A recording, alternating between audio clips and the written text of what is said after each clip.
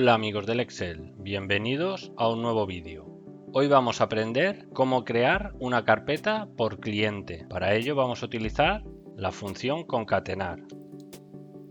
Añadiremos md espacio, que es un código CMD que se utiliza para crear, y le concatenaremos el nombre de nuestra carpeta.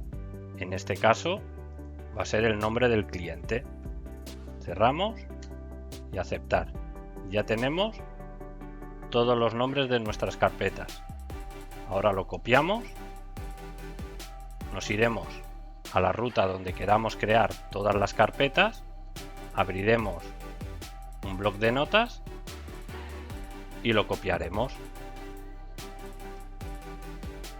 Este bloc de notas lo vamos a guardar con el nombre que queramos, en este caso va a ser lista clientes, y le vamos a poner la extensión .bat.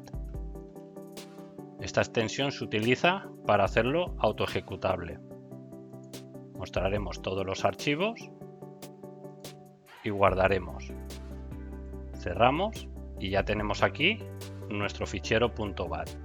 Ahora es tan sencillo como apretar dos veces y, como podéis observar, se acaban de crear todas las carpetas con el nombre de nuestros clientes. Bueno, espero se hayan resuelto tus dudas. Si te ha gustado, dale a like, comparte y suscríbete para más vídeos como este. Déjame en los comentarios qué te ha parecido el contenido, cómo puedo mejorarlo o si quieres que haga algún tutorial específico. Me ayudarás mucho.